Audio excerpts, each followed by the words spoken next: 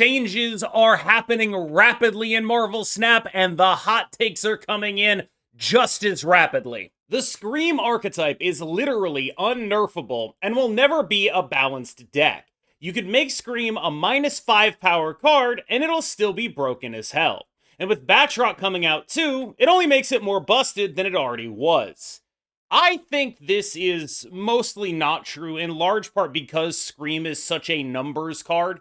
Like, I think, for example, given what they said, if you gave Scream a -5 starting power, she would be bad. It would not be worth doing what the current deck is asking you to do.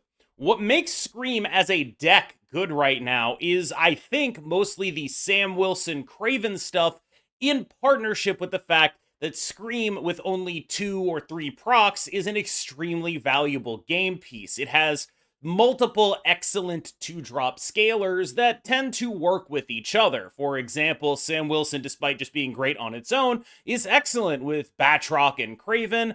Craven, of course, has synergy built in with Batroc and Sam Wilson, but also with the cards that you play alongside a Scream, like Polaris.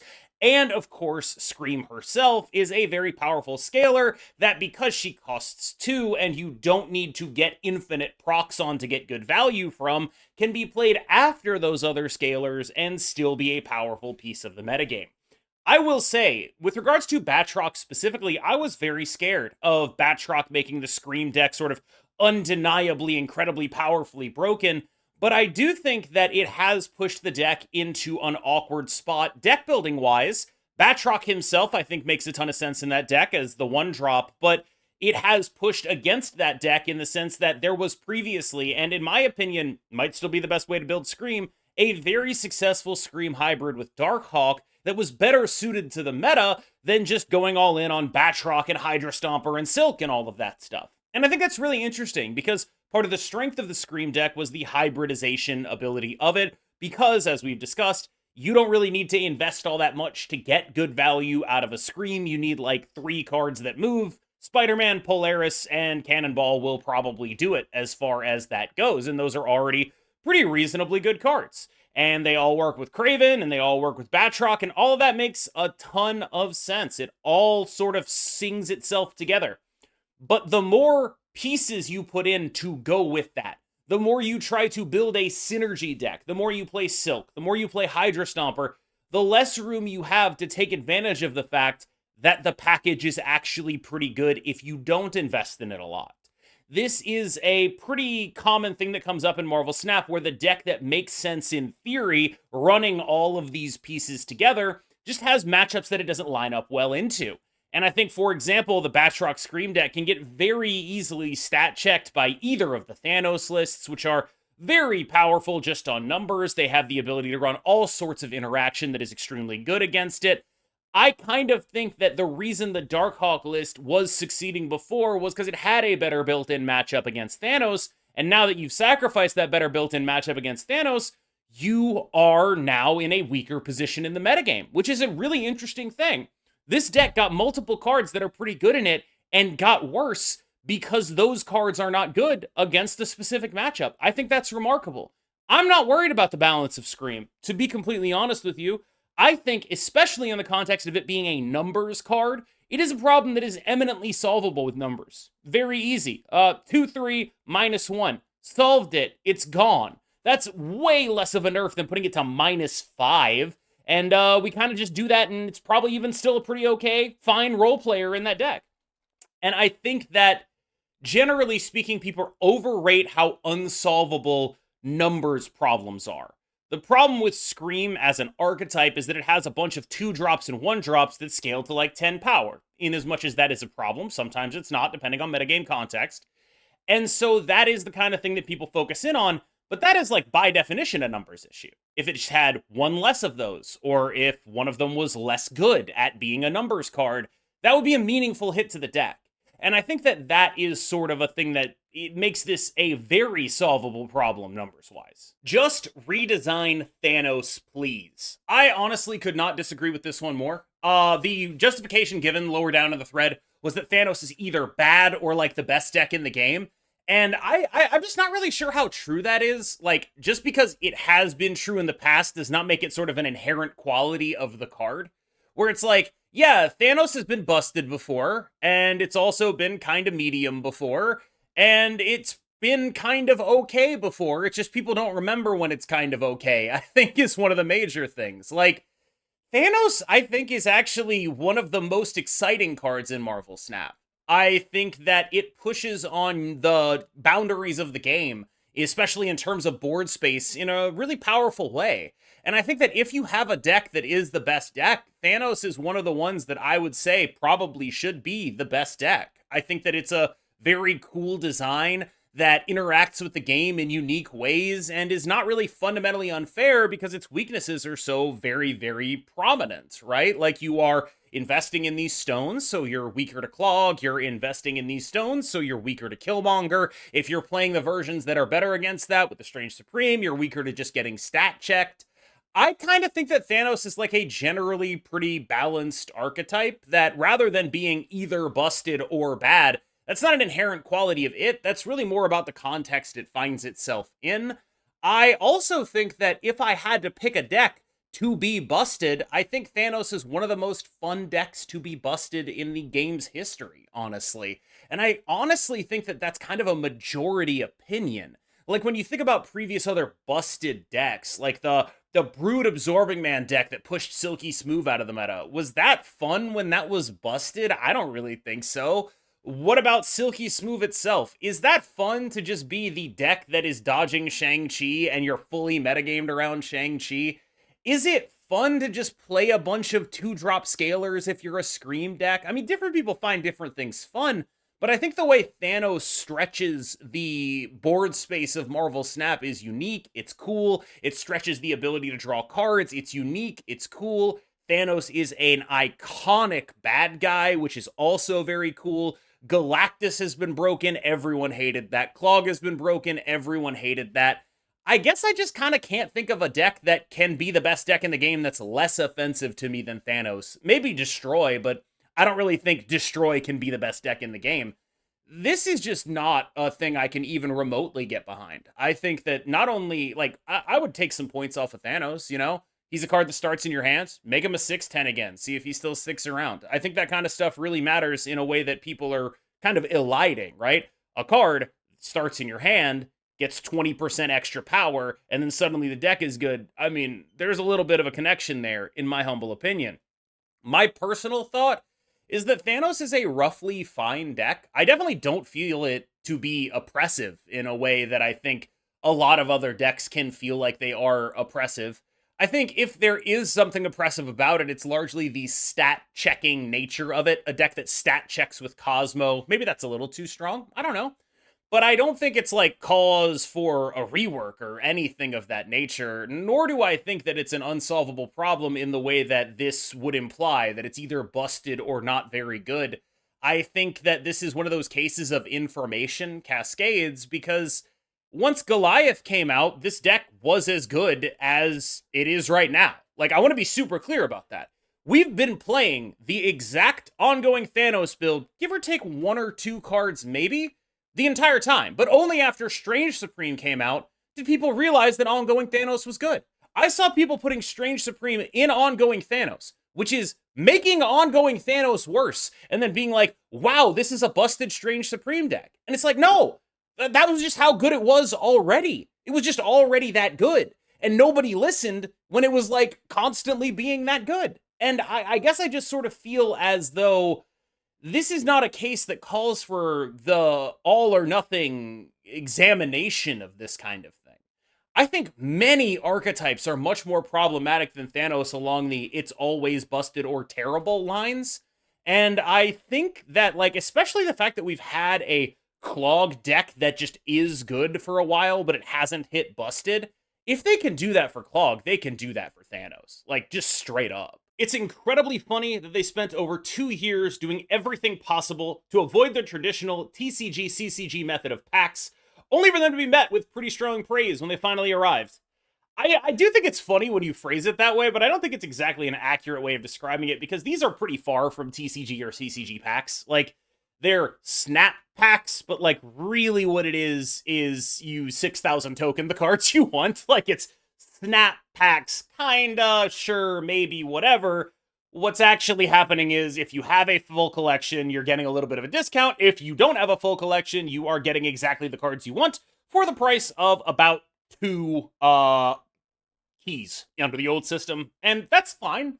I think it's funny when you phrase it that way, but I also think that this sort of elides the idea that these are not actually packs in the traditional CCG way. They just have the same name. I miss when Jeff was playable. He's not even able to fit into Silky Smooth decks nowadays since Sam Wilson overshadows him super hard and every lockdown interaction has been nerfed. 2s are getting too many filler good stuff cards and Merlin is coming next.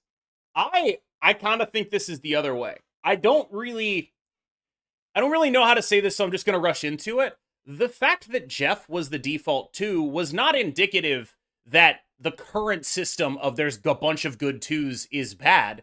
It's instead indicative of how low power 2s were at the time.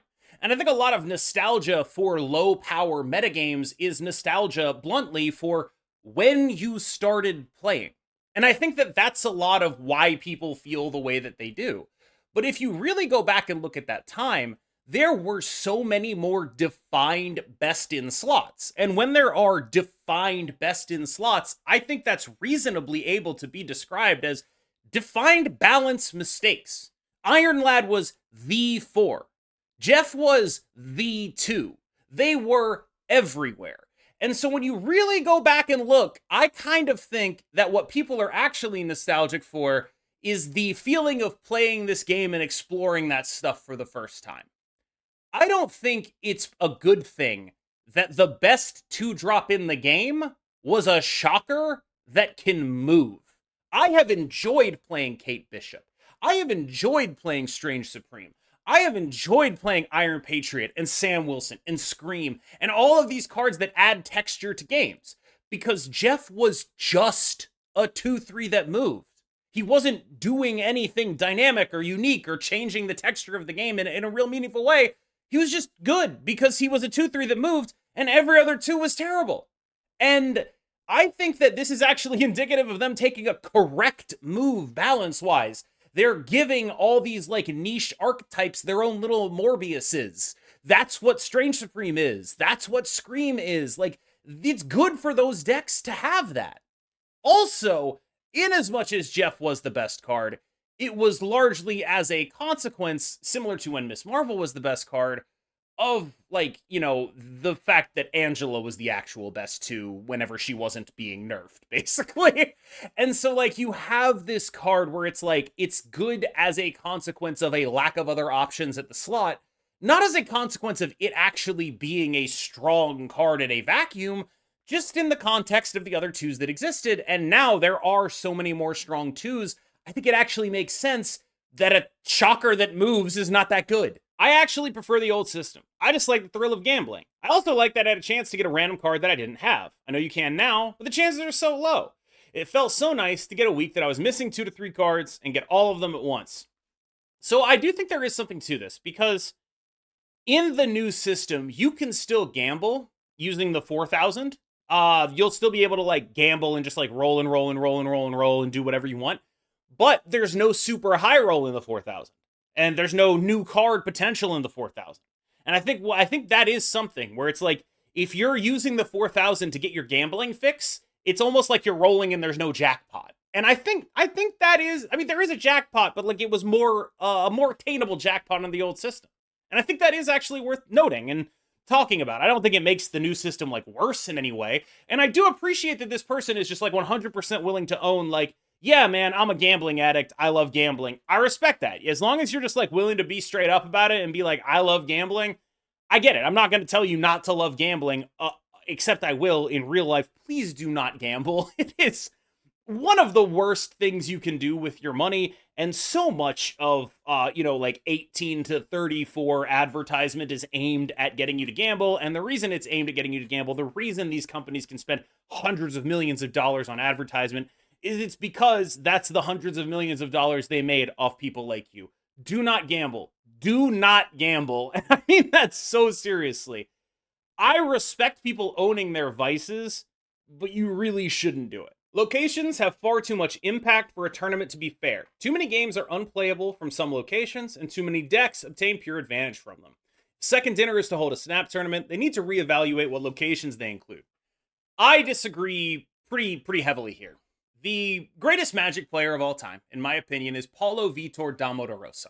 He is a champion of champions, one of the most dominant players on the Pro Tour, and he did so from Brazil, which is an underserved location in the Magic community. They get less opportunities to qualify to be what he is. So he did it via one of the harder roads possible, and he still became someone many people regard as the GOAT. Now, you might have your John Finkel or Kai Buddha or whatever. I have Paulo Vitor Damodorosa.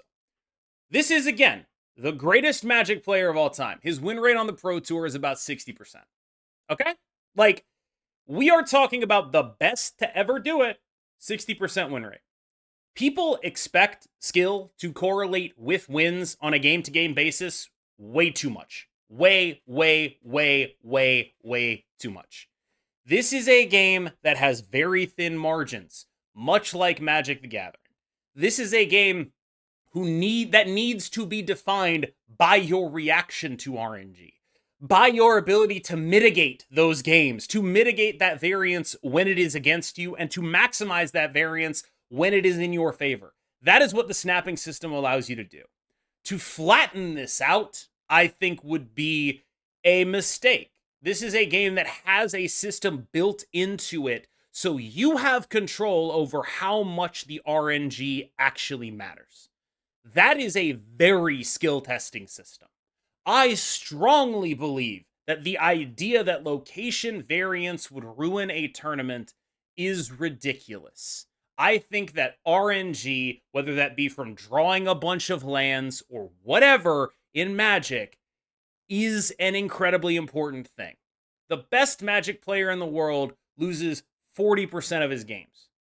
I don't really see why any other card game should be aiming for a different spot. I don't want the best Snap player in the world winning 80% of their games.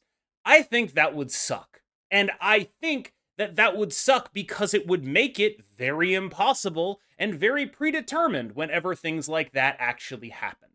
Make it impossible to break into unless you were at the skill level necessary to compete. It would just not actually be a game that was worth playing.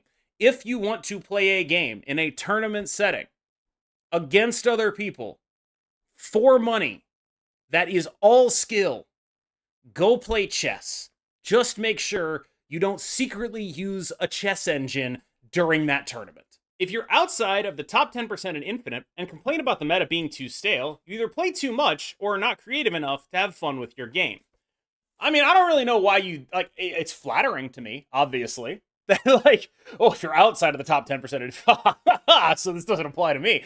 Very flattering. But I don't really see why it would have anything to do with being top 10%. I don't really think opinions should be gated. Like, about your personal experiences, you're allowed to have whatever opinions you want. I can't tell you they're wrong. About, like, objective reality, I can, right? Like, I can't say I'm higher ranked than you, therefore the metagame isn't stale. Or therefore your perception of the metagame being stale is wrong. I can say I'm higher ranked than you, therefore your perception of this deck is wrong. Therefore your perception of, this card and what the problems with it are is wrong. I can try to say stuff like that. It's like at least slightly more valid. But I don't think I can say I'm higher ranked than you. You are not allowed to have opinions about whether this game is fun. You can't have them. I'm not really equipped to arbitrate that. Given the immense power of move decks these days and the weak state of clog, some nights I'm still crying for you, OG White Widow, it's time to bring back OG Profex that completely locked an entire location. While you're at it, also bring back 4-card grabbing OG Doc Ock. So, first of all, God no. We'll get to those in a second. But this is actually a case where I do feel like I could be like, hey, I'm higher ranked, let's actually talk about the premise of this question. Because if you asked me, I would say clog has been stronger than move for the last month or so, probably. and remains so, if I had to guess. Like, we'll see. It sort of depends on what you define move as. Like, are you counting a Scream deck as a move deck? I don't, but if you do, I could see you saying this. But generally speaking, I don't think we need more Clog. I'm actually very impressed with the fact that Clog has been like a very consistently solid deck. It's good into a variety of stuff, but like especially good into Thanos. It's been a really relevant and powerful deck without being overpowered. And I think that's good because frankly, when Clog is overpowered, it's a really problematic situation. But like I can tell you, I've had Clog as one of my top 5 decks, I think since Goliath Thanos started being a thing. And those are related. But I also think that like Move is a deck that isn't nearly so good as some players can make it look. Like when you look at someone like Sizer, who's like a move one trick, that's not replicable for basically anyone else. And then when you use like untapped stats, you have to understand that like half the stats of every move bounce deck is just going to be that one guy. I remember talking to him about this. It was like, hey man, how many games have you played since the patch? Because the untapped thing has a sample of like 600 on the list you're playing, and like 300 of those games were him. And then if you took those 300 games out at his 66% win rate, the deck actually had a 48% win rate if you literally weren't him. And I think that this is one of those things where like it requires like, I don't really know who else is going to make that connection. You know what I mean?